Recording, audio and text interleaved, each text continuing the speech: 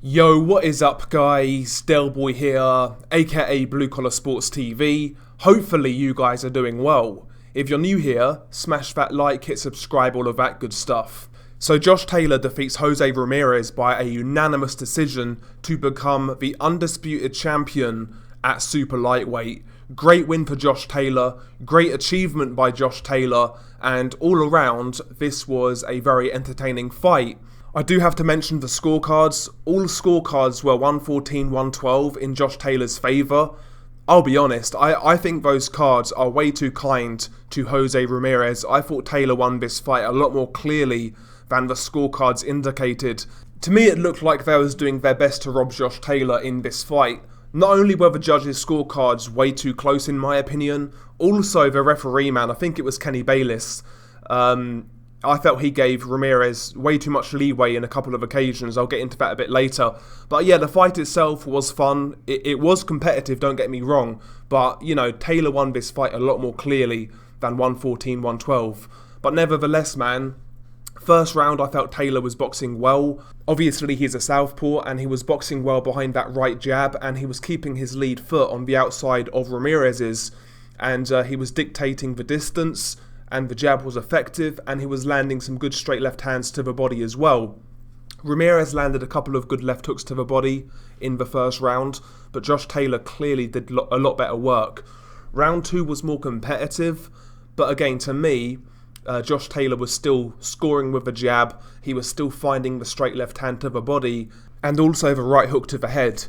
Ramirez landed more shots in round 2 than he did round 1, you know, good body shots, but again, to me, round 2 was a clear Taylor round. Round 3 was a great round for Jose Ramirez. He really upped the pace. He was actually using his jab a lot more in round 3, and it enabled him to successfully close the distance a lot more effectively, and also set up his offense. He landed some real good body shots in the third round, and I wondered whether some of those shots actually affected Taylor. He kind of killed over on a couple of occasions like he felt those body shots.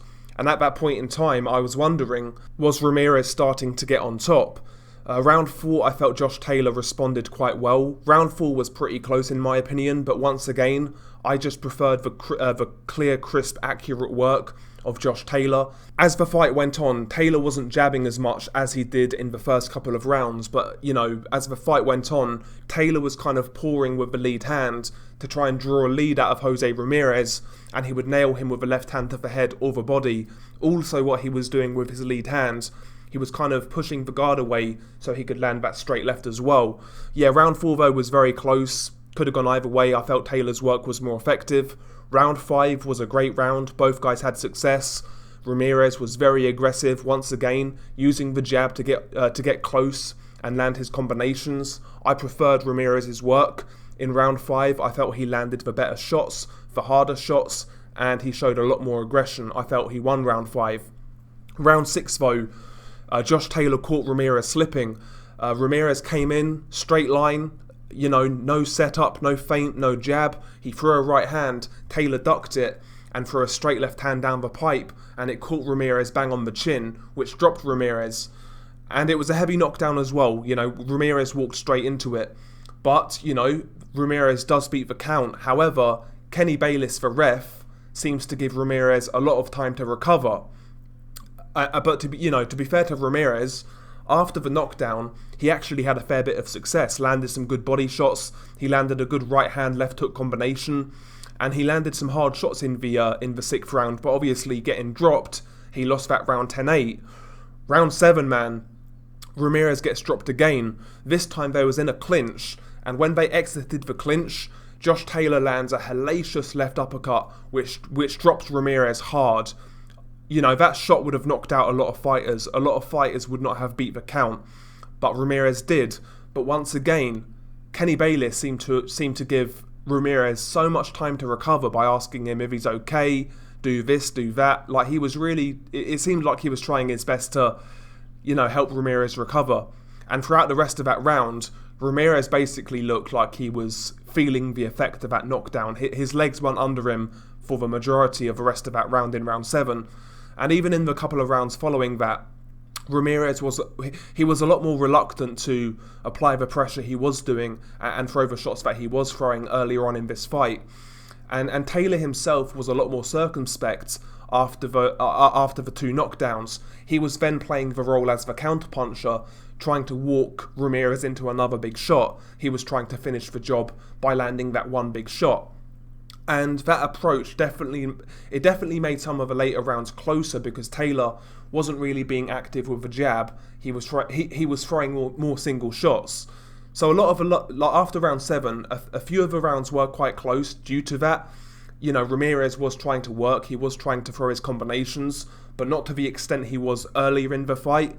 And Taylor was like kind of guilty of looking for one shot at a time. So there was rounds when Taylor would land the cleaner shots, and there were other rounds where you would say that Ramirez, his aggression, his superior work rate won him the rounds.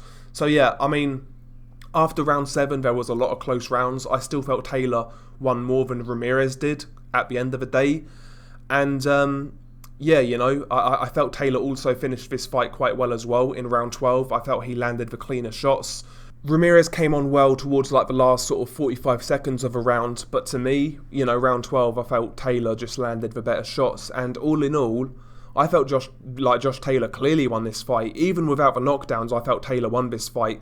The fact that the scorecards indicate that if Taylor did not score these knockdowns, he wouldn't have won this fight, I think that's a travesty. Those scorecards were a complete disgrace, as was Kenny Bayless's performance. They tried their very best to rob Josh Taylor in this fight. And if I'm Josh Taylor, I'd be looking at that. I would be looking at that. I'd be very reluctant to go back to America after that fucking shambles from the judges and the referee. I thought it was terrible, to be honest. But the right man won. Josh Taylor beat Jose Ramirez, he beat Kenny Bayless, and he beat the 3 judges. He beat 5 guys in one night. And I'm not shitting on Ramirez, by the way. Ramirez did his thing, he did have success, he made Taylor work. There was rounds when he made Taylor uncomfortable, like round 3, like round 5. Even after he got dropped in round 6, he had a lot of success. So he had rounds in this fight where he did well. He had moments when he was landing good body shots and good left hooks to the head. But for me, it just wasn't enough. I always felt Taylor was a step ahead in this fight, to tell you the truth. You know, I thought this fight was relatively easy to score. I've got no idea how you can have 114, 112. No idea whatsoever.